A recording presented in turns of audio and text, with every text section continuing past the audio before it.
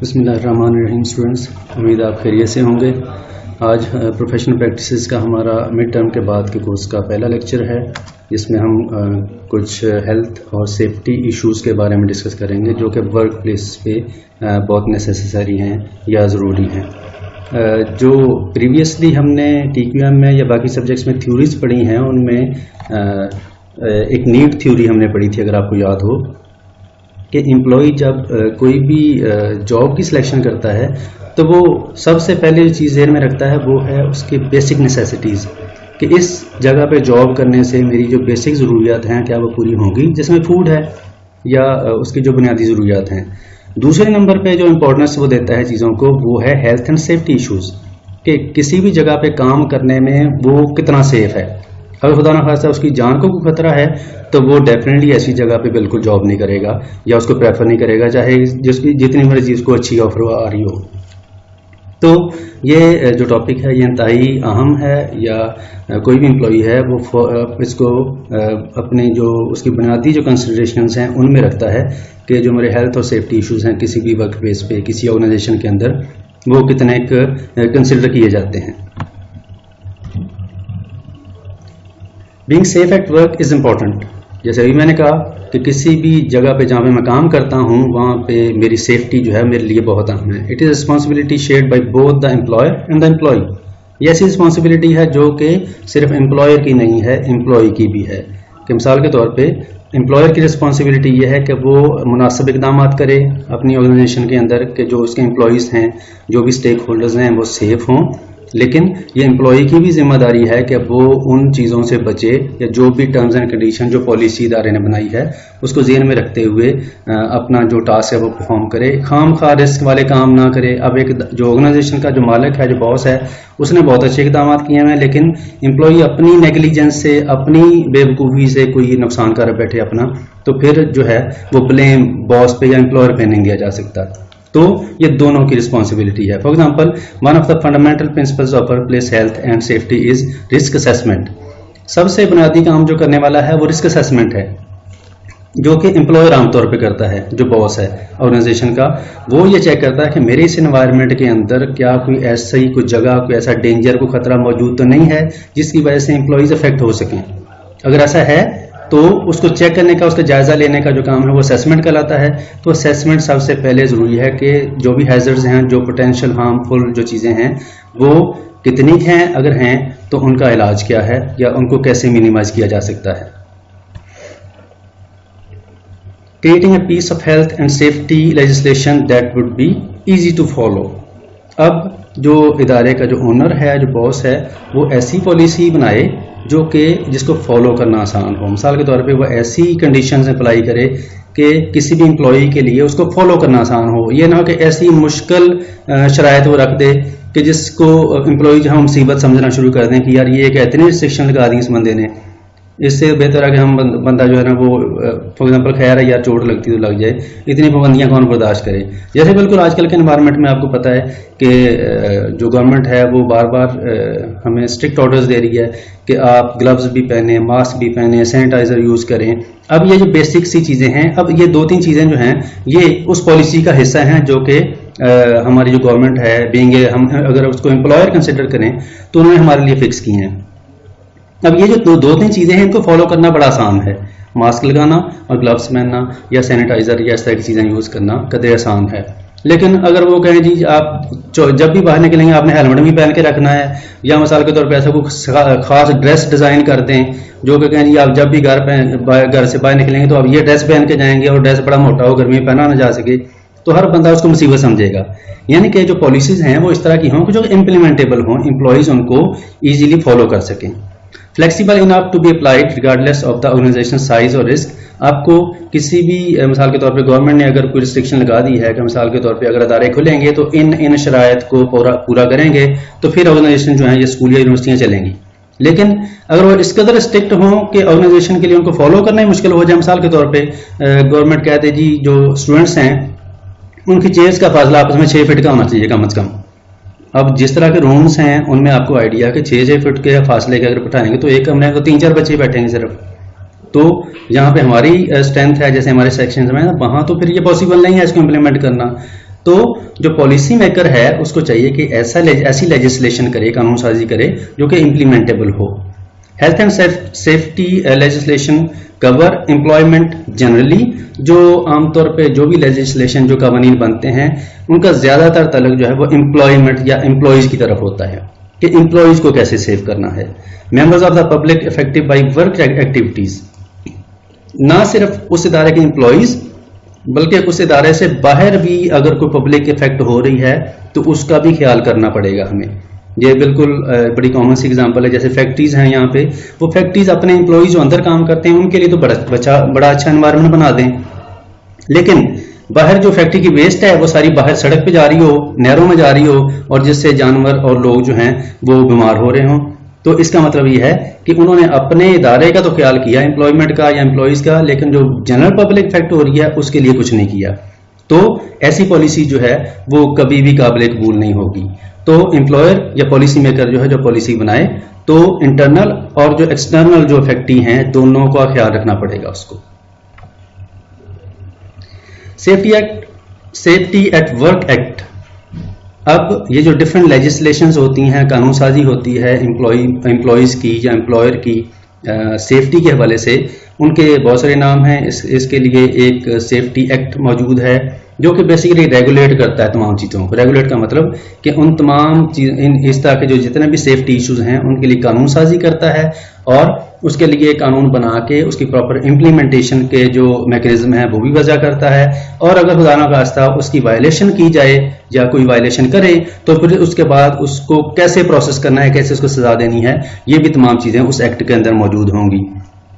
तो safety act जो है वो एक कंप्लीट कम्प्रीहेंसिव एक डॉक्यूमेंट है जिसके अंदर वो तमाम इंफॉर्मेशन मौजूद होगी कि कैसे डिफरेंट जो इंस्ट्रक्शंस हैं सेफ्टी के हवाले से उसको किसी भी ऑर्गेनाइजेशन के अंदर इम्प्लीमेंट किया जाएगा और कैसे उसको कंप्लीट किया जाएगा या मॉनिटर किया जाएगा। Health and safety at work act applies to everyone at work. जैसे अभी पिछली स्लाइड में हमने देखा कि जो कवानीन बनते हैं सेफ्टी के हवाले से वो सिर्फ बॉस का ही काम या अदारे के सरबराह का काम ही नहीं है उनको उनका ध्यान रखना।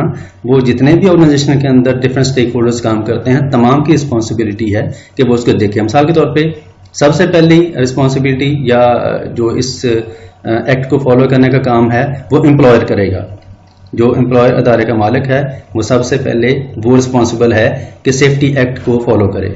उसके बाद एम्प्लॉयज़ जो उस अदारे के अंदर काम करते हैं, ये नहीं कि एम्प्लॉय जो हैं वो कहें जी ये सारा काम जो है बॉस का है, उसका अदारा है, हमारा अदारा तो नहीं है।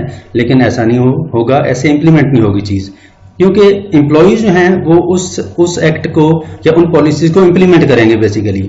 अगर वही उसकी जो है वायलेशन करते रहेंगे तो फिर वो पॉलिसी जितनी मर्जी अच्छी बनी हो उसका कोई फायदा नहीं।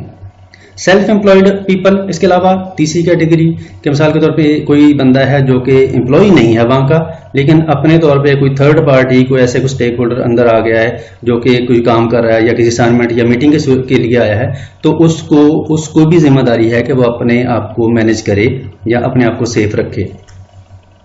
अब एक बंदा है जो कि मिसाल के तौर पे आपकी ऑर्गेनाइजेशन के अंदर या आपसे मीटिंग करने आया है, वो आपका एम्प्लॉय नहीं है, आपका बॉस नहीं है, आपके इदारे साथ डायरेक्ट उसका रिलेशन नहीं है, लेकिन इसका मतलब ये नहीं है कि वो कहे जी मेरी तो ऑर्गेनाइजेशन नहीं है, मैं एम्प्लॉय भी नहीं हूं, तो मैं यहाँ के जो हैं इंस्ट्रक्शंस हैं हेल्थ या सेफ्टी के हवाले से मैं क्यों फॉलो करूँ। नहीं, अगर वो करेगा वो अगर नहीं करेगा तो एन पॉसिबल है कि अपना कोई नुकसान करे। Those in control of non-domestic premises and manufacturers and suppliers of the articles and substances, इसके अलावा किसी भी चीज़ को जो बनाते हैं या सप्लाई करते हैं, मसलन कोई प्रोडक्ट हो सकती है, कोई भी चीज़ हो सकती है, उसको बनाने वाले या उसको सप्लाई करने वाले वो तमाम लोग जो हैं वो यानी कि जो भी इसके स्टेक होल्डर हैं किसी भी चीज़ के, वो तमाम रिस्पॉन्सिबल हैं कि वो उसकी सेफ्टी और जो उसकी सिक्योरिटी है उसके हवाले से जो भी इंस्ट्रक्शंस हैं उनको प्रॉपरली फॉलो करें। मिसाल के तौर पे जैसे बाइक है, बाइक फॉर एग्जांपल बनाने वाले ने तो बहुत अच्छी बना दी है, उसने पूरी तवज्जो के साथ और बड़ी मेहनत से और तमाम टेक्नोलॉजी को यूज़ करते हुए उसको सेफ बनाया है कि आपका एक्सीडेंट ना हो। ठीक है, प्रॉपर ब्रेक्स हैं और मिसाल के तौर पे आगे वाली ब्रेक, पीछे वाली ब्रेक, दो ब्रेक्स अवेलेबल हैं ताकि आप फॉर एग्जांपल किसी हादसे से बच जाएं। लेकिन अगर जो उसका यूज़र है वो मिसाल के तौर पे वन व्हीलिंग शुरू कर दे, वो डेफिनेटली इसका मतलब ये है कि जो उन्होंने कवानीन बनाए हैं कि आप बाइक को इस तरह चलाएंगे, वो उसको वायलेट करेगा तो डेफिनेटली फिर नुकसान का जिम्मेदार वो खुद होगा। अब इसकी रिस्पॉन्सिबिलिटी जो है वो आप उसके मैन्युफैक्चरर पे नहीं डाल सकते। आप एक बंदा जो है वन व्हीलिंग करते हुए खुदा ना खास्ता गिर गया है तो वो कभी भी मुकदमा जो है वो होंडा कंपनी या जो उसका ओनर है उस पर नहीं कर सकता, क्योंकि उसने अपनी गलती से ये नुकसान किया है। इसमें कंपनी का, मैन्युफैक्चरर का कि उस प्रोडक्ट का कोई कसूर नहीं है। Under act, inspectors are given extensive investigative powers and can, जो पॉलिसीज बनती हैं उनको इम्प्लीमेंट करना या करवाना या उसको मॉनिटर करना भी जरूरी है। पॉलिसी बहुत अच्छी बन गई है लेकिन उस पॉलिसी को कोई चेक ही नहीं कर रहा कि इसको कोई फॉलो कर रहा है कि नहीं कर रहा, तो उसके लिए जो इंस्पेक्टर्स हैं वो उनका बड़ा क्रिटिकल रोल है। They can serve enforcement notice in the form of prohibition and improvement notice. जो इंस्पेक्टर है उसका काम है कि वो लोगों को मुतला करे, बताए नोटिस के थ्रू, या वार्न करे या बताए, जो भी उसका मोड ऑफ कम्युनिकेशन है कि जनाब ये अगर आपने काम करना है तो इसके लिए ये इंस्ट्रक्शंस हैं। अगर आप इसको इस तरह वायलेट करेंगे तो आपका इस तरीके से नुकसान हो सकता है। ये उस इंस्पेक्टर की जिम्मेदारी है। Bring prosecution for health and safety offences. अगर खुदा ना खास्ता उसने लिख के लगाया हुआ है कि जनाब ये काम आपने नहीं करना, अगर ये करेंगे तो आपका नुकसान होगा, अगर फिर भी कोई बंदा उसको वायलेट कर रहा है तो फिर वो उस इंस्पेक्टर की पावर है या उसके इख्तियारात हैं कि वो उसको प्रॉपर तरीके से जो भी प्रोसिक्यूशन करनी है, मिसाल के मतलब प्रोसिक्यूशन का मतलब कि उसको जिस तरीके से भी एक प्रोसेस से गुजार के उसको सजा देनी है वो इंस्पेक्टर की पावर में शामिल होना चाहिए। मिसाल के तौर पर ये अदारा है हमारा ही, अगर कैंपस है तो यहाँ पे एक एडमिन ऑफिसर हो या इस तरह का सिक्योरिटी ऑफिसर हो जिसका काम है उसको मॉनिटर करना। मिसाल के तौर पे वो कहें जी जो फॉर एग्जांपल जंगला है बना हुआ सामने, उसके ऊपर बैठना मना है, अगर आप बैठेंगे तो गिर सकते हैं और आपका जानी नुकसान हो सकता है। अगर फिर भी कोई बच्चा कोई स्टूडेंट वहां पे बैठा है तो फिर उस इंस्पेक्टर की जिम्मेदारी है कि वो उसको पकड़ के एक प्रोसेस से गुजार के उसको जो भी सजा बनती है वो दे। ऐसे नहीं कि इंस्पेक्टर जो है वो कि जनाब फौरन ये जुर्माना निकालो, नहीं, ऐसा नहीं होना चाहिए। इस तरह आगे जो स्टूडेंट बैठा है वो डिनाई कर दे इस बात से कि नहीं जी आप झूठ बोल रहे हैं, मैं तो बैठा ही नहीं था वहां पे। नहीं, ऐसे नहीं होगा, उसको एक प्रोसेस से गुजारना पड़ेगा। मिसाल के तौर पे जैसे डिसिप्लिनरी कमेटीज होती हैं तो उस बच्चे को डिसिप्लिनरी कमेटी के अंदर भेजा जाए और उनको बताया जाए कि ये बच्चे ने ये वायलेशन की है, और डिसिप्लिनरी कमेटी जो है उसको प्रॉपर्ली इन्वेस्टिगेट करे और देखे कि हाँ बच्चे ने वाकई ये क्राइम, ये जो वायलेशन की है, अगर की है तो फिर किस नेचर की है और इसके मुताबिक इसकी क्या सजा बन सकती है, तब उसको सजा दी जाए। जैसे हमारा जो जुडिशरी सिस्टम है, ऐसा नहीं है कि किसी बंदे ने जो है वो क्राइम किया तो पुलिस वाले पकड़ के उसको जो है वो सजा देना शुरू कर दें। नहीं, उसको बाकायदा एक प्रोसेस से गुजारा जाता है, अदालत भेजा जाता है, उस पर सारी उसकी जो प्रोसिक्यूशन होती है, एक पूरा सिस्टम है, और उससे गुजार के फिर साबित अगर हो जाए कि इसने वाकई ये क्राइम किया है तो फिर उसको सजा दी जाती है। यहाँ एक चेकलिस्ट है जी। चेकलिस्ट बेसिकली एम्प्लॉयर के लिए है कि वो ये चीजें इंश्योर कर ले अपनी ऑर्गेनाइजेशन के अंदर कि क्या जो उसका एनवायरनमेंट है ऑर्गेनाइजेशन का वो बिल्कुल सेफ है कि नहीं है। मिसाल के तौर पे उस चेकलिस्ट के अंदर क्या क्या है, have you provided staff with safety equipment and safe system of work. क्या आपने अपने स्टाफ को, एम्प्लॉयज को वो तमाम प्रॉपर मैकेनिज्म प्रोवाइड किया है, वो इक्विपमेंट दिया है जिसकी वजह से आप फील करें कि अब हमारा एनवायरनमेंट सेफ है। जस्ट पॉलिसी बना लेना, एक्ट बना लेना काफी नहीं है, उसको इम्प्लीमेंट भी तो करना है। मिसाल के तौर पे फायर एक्सटिंग्विशर जो हैं वो मौजूद होने चाहिए। खुदा न खास्ता आग अगर लग जाए हंगामी हालत में तो फिर आग बुझाने के लिए प्रॉपर जो सामान है वो जगह जगह पे हैंग होना चाहिए और उनकी एक्सेस में होना चाहिए लोगों की। या इसके अलावा मिसाल के तौर पे अगर अब कोई ऐसी कॉमन प्लेस है, मिसाल के तौर पे अदारे के अंदर स्पोर्ट्स हो रही हैं तो स्पोर्ट्स में लोग दौड़ेंगे भागेंगे और इंजरी का खतरा है, कोई बच्चा कोई स्टूडेंट गिर सकता है। तो अगर ऐसा हैजर्ड है, ऐसा खतरा है, तो क्या आपके लिए फर्स्ट एड किट वहां पे मौजूद है? क्या कोई प्रॉपर ट्रेंड बंदा है जो कि इन चीजों को देख सके? अब आपने इक्विपमेंट तो ले लिया लेकिन उसको इंप्लीमेंट करने के लिए, एग्जीक्यूट करने के लिए बंदा ही कोई स्किल ही कोई नहीं किसी के पास कि यार अगर बैंडेज करनी है, पट्टी करनी है, कोई किसी की चोट लगी है तो कैसे होगी, उसका क्या तरीकाकार है। Is equipment properly maintained? आपने एक दफा सामान खरीद लिया, 10 साल तक पड़ा एक्सपायर हो गया, अब उसको बदलाई कोई नहीं, जब जरूरत पड़ी है उसको यूज करने लगे हैं तो वो चल ही नहीं रहा, वो उसका इस्तेमाल ही कोई नहीं, उसका फायदा ही कोई नहीं। तो उसकी मेंटेनेंस भी साथ साथ एम्प्लॉयर की रिस्पॉन्सिबिलिटी है कि वक्तन फक्तन चेक करता रहे कि फलां जो हमने इक्विपमेंट यूज करना था सेफ्टी के लिए क्या वो एक्सपायर तो नहीं हो गया, अगर है तो उसको रिप्लेस किया जाए। Are materials properly stored, handled, used and transported. जो जितना भी मटेरियल है उसकी प्रॉपर ट्रांसपोर्टेशन जो है वो जरूरी है। मिसाल के तौर पे आप इधर जो है आपने वो लगा तो दिए हैं आग बुझाने वाले आलात इदारे के अंदर, लेकिन वो लगे हैं ग्राउंड फ्लोर पे और आग लग गई है तीसरे फ्लोर पे, तो अब दौड़ते दौड़ते उसको पकड़ते पकड़ते सामान नुकसान हो जाएगा। इसका मतलब ये है कि जहां पे प्रॉपर्ली उसको स्टोर होना चाहिए वहीं पे हो। ऐसा नहीं है कि आपने सामान खरीद के किसी स्टोर के अंदर ताला लगा के रख दिया है और जब वक्त पड़े तो पता चले जनाब वो ताले की चाबी नहीं मिल रही या बंदा अवेलेबल नहीं है जिसके पास ये चाबी है, तो फिर ऐसे इक्विपमेंट का, ऐसे एक्ट का, ऐसी पॉलिसी का कोई फायदा नहीं। Fourth point, have you provided sufficient instruction, supervision and training to allow staff to undertake their roles safely.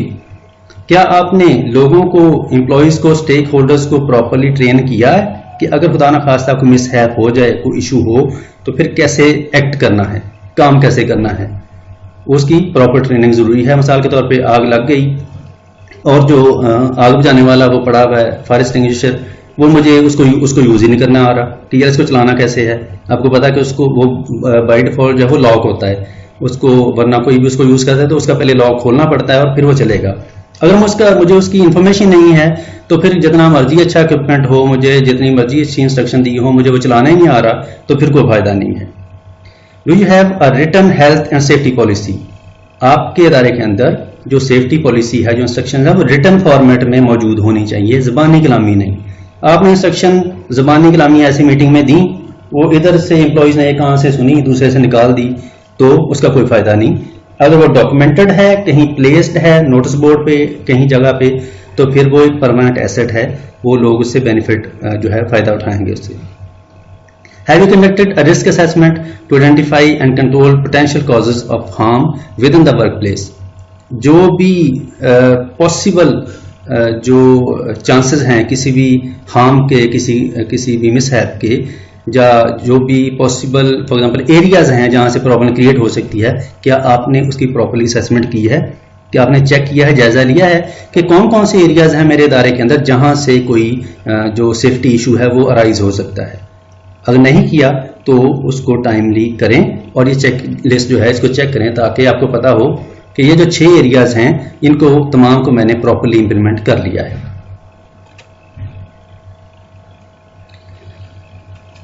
दूसरा टॉपिक जी आज का, software safety, liability and practice. Liability responsibility इसका मतलब, और नेग्लिजेंस का मतलब कि गैर जिम्मेदारी का मुजाहरा करना। इन दोनों का थोड़ा सा हमने आज इसमें कंपैरिजन देखना है। Should software manufacturer to be held strictly liable for software defects. अभी तक तो हमने जो पिछली स्लाइड्स में डिस्कशन की वो जनरल नेचर की थी।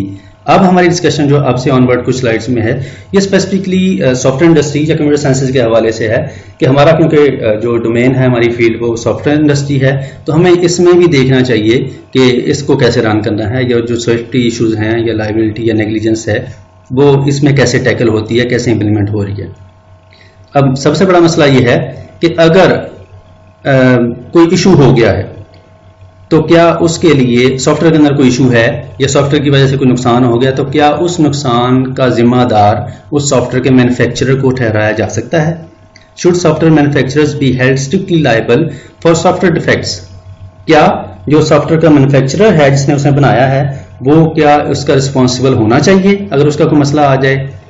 अब दो बातें हैं यहाँ पे, अगर तो हम सॉफ्टवेयर को एज ए सर्विस लें तो फिर तो जो लिटरेचर है या जो रिसर्च है वो कहती है कि नहीं, फिर नहीं, क्योंकि एक सर्विस थी उन्होंने प्रोवाइड की आपको, उसमें अब सर्विस को यूज करने वाले पे डिपेंड करता है कि वो उसको कैसे मिस हैंडल करता है या अच्छे तरीके से हैंडल करता है, ये अब उसकी जिम्मेदारी है। लेकिन अगर हम सॉफ्टवेयर को सर्विस की बजाय प्रोडक्ट कंसिडर करें तो फिर हम कहेंगे कि हाँ उसको रिस्पॉन्सिबल होना चाहिए।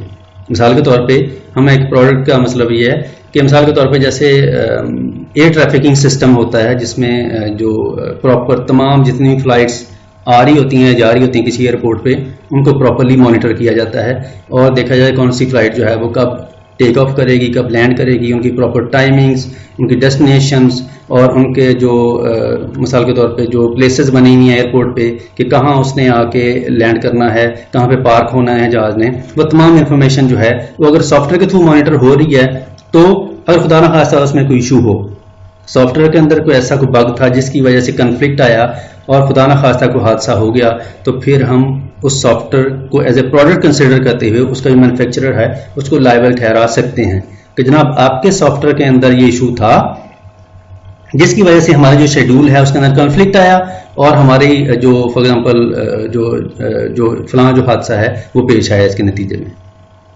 Today there are no reported decisions holding a software vendor liable under a strict liability theory। लेकिन अब ये दो ऑप्शंस हैं कि हम सर्विस की सूरत में ठहरा सकते हैं उसको जिम्मेदार, जबकि प्रोडक्ट नहीं ठहरा सकते, जबकि प्रोडक्ट की सूरत में उसको रिस्पॉन्सिबल ठहरा सकते हैं। ये हमारी अजम्पशन है, लेकिन जो लिटरेचर या रिसर्च ये कहती है कि अभी तक ये क्लियर नहीं हो सका या अभी तक ये बाकायदा को प्रूवन नहीं है कि हम सॉफ्टवेयर का जो मैन्युफैक्चरर है उसको हादसे की सूरत में रिस्पॉन्सिबल ठहराएं या ना ठहराएं। ये अब उस इंसिडेंट की नेचर पे डिपेंड करता है कि वो उसकी नेचर क्या है, उसके बाद डिसाइड होता है कि ये काम है कि नहीं है। मिसाल के तौर पे काफ़ी साल पहले एक जो खलाई मिशन था, ये शायद मैंने एग्जांपल पहले भी आपको दी, एक खलाई मिशन था जिसको यूरोप के कुछ मुल्कों ने फंडिंग करके स्पेस में भेजना था और वो खलाई शटल जो है वो अपनी जर्नी है वो स्टार्ट करने के जस्ट चंद सेकंड के बाद ही साइंटिस्ट के सामने ही देखते देखते ही वो धमाके से फटा, जल के और सारा ज़मीन पे आ गिरा। अब उनके लिए बड़ी शॉकिंग ये खबर थी कि जनाब हमारी इतनी बड़ी इन्वेस्टमेंट जो है वो जस्ट चंद सेकंड के अंदर राख बन गई है। तो फिर डेफिनेटली अब उसकी इन्वेस्टिगेशन का काम होना था कि यार मसला कहाँ पे है, देखा जाए। तो बहुत सारे एस्पेक्ट्स पे देखा गया, तमाम चीज़ों को हैंडल किया गया, देखा गया, एनालाइज किया गया, तो फाइनली पता चला कि जनाब इसका जो सॉफ्टवेयर है जो इसको टेक ऑफ होने में मदद दे रहा था, क्योंकि ज़ाहिर है उस शटल के अंदर कोई पायलट नहीं था, वो पायलट के बगैर उसने रन होना था, नहीं जो है ग्राउंड से उसको कंट्रोल रूम से एग्जीक्यूट हो रहा था। तो पता ये चला कि जो सॉफ्टवेयर है उसके अंदर एक इंटीजर वेरिएबल डिक्लेयर किया गया था और उस इंटीजर वेरिएबल की बेसिकली वैल्यू जो है वो ओवरफ्लो हो गई थी, जिसकी वजह से तमाम कैलकुलेशंस गलत हो गई और नतीजा हादसे की सूरत पे एंड हुआ। अब इन्वेस्टिगेशन में जब पता चले कि सॉफ्टवेयर की वजह से सारी जो प्रॉब्लम हुई है, तो फिर डेफिनेटली जो रिस्पॉन्सिबिलिटी है वो सॉफ्टवेयर के मैन्युफैक्चरर पे आएगी।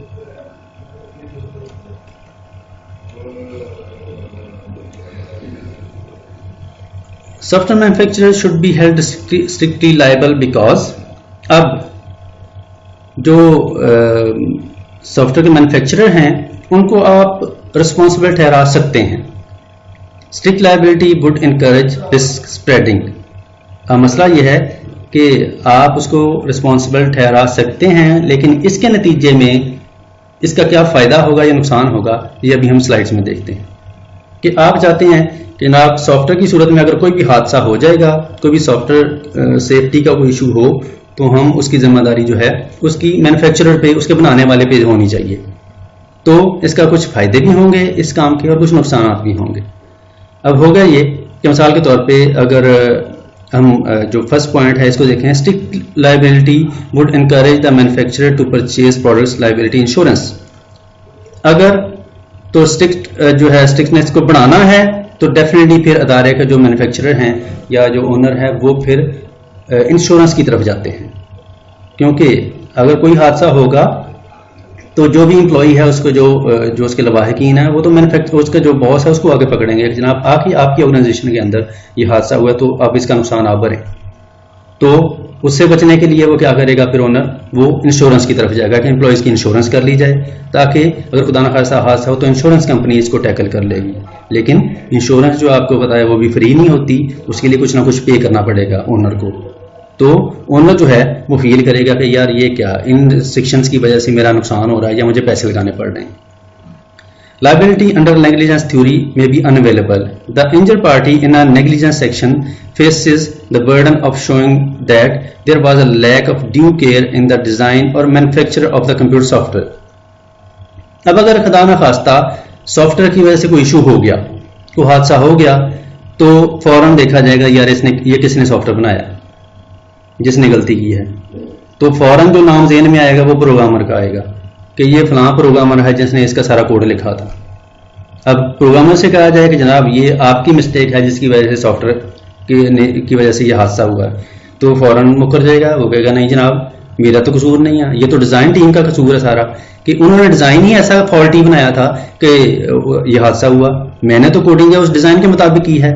तो अब क्या हुआ, ये एक नया सिलसिला शुरू हो गया कि जो जिसको हम रिस्पॉन्सिबल ठहराएंगे वो अपनी जिम्मेदारी किसी और पे डालने की कोशिश करेगा। ये नया जो है एक वो काम शुरू हो जाएगा बहस मुबासे का कि अब रिस्पॉन्सिबिलिटी किस पे फिक्स की जाए।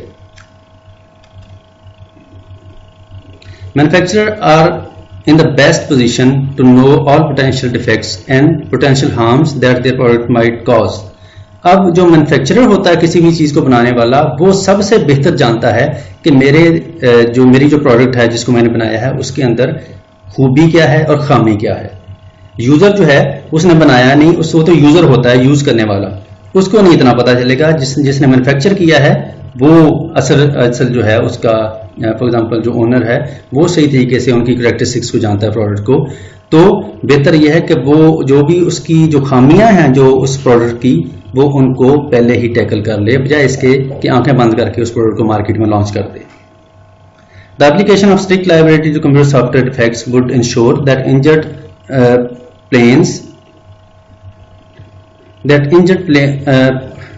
plaintiffs receive adequate compensation for their injuries। अब मसला यह है कि अगर खुदा न खास्ता इशू हो जाए तो फिर उसकी जो प्रॉपर जो कॉम्पनसेशन है वो बहुत ज़रूरी है।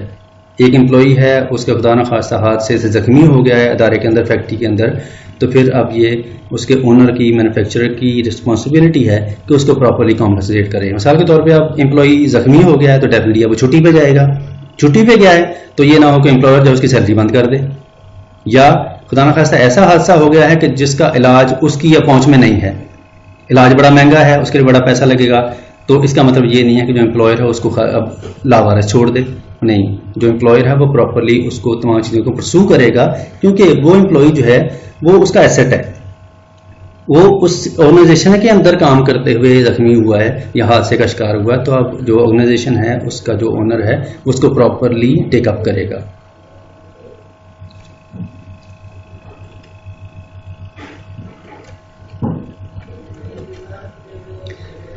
It is essential to balance the need for the adoption of software and automation with the risk involved in their malfunctions.